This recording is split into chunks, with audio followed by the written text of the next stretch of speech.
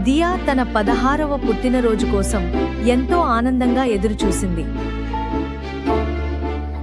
స్కూల్లో ఫ్రెండ్స్ అందరూ ఖరీదైన గిఫ్ట్స్ గురించి మాట్లాడుతుండటంతో తనకు ప్రత్యేకమైన బహుమతి వస్తుందని అనుకుంది. దియా అమ్మ మాత్రం చిన్న టైలర్ పనిచేసేది. రోజంతా ఎంత కష్టపడినా తన కూతురు నవ్వితే చాలు అనుకునేది. ఆ రాత్రి కేక్ కట్ చేసిన తర్వాత అమ్మ న్యూస్ పేపర్లో చుట్టిన ఒక చిన్న బాక్స్ ఇచ్చింది.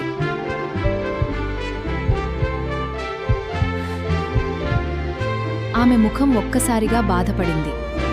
ఒకరోజు, "నువ్వు పెద్ద స్థాయికి వెళ్తావమ్మా. ఈ పెన్ నీ భవిష్యత్తుకు సంతకమవుతుంది."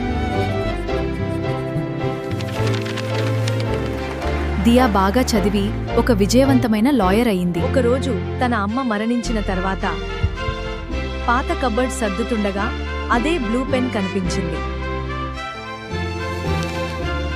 "క్షమించు అమ్మా, నీకు ఖరీదైన గిఫ్ట్స్ కొనలేని ఒకరోజు నీ కలలను నిజం చేస్తుందని నమ్మాను." ఆ మాటలు చదివిన దియా కళ్లలో నీళ్లాగలేదు. మరుసటి రోజు అదే పెన్తో తన జీవితంలో మొదటి పెద్ద కేస్ మీద సైన్ చేసింది.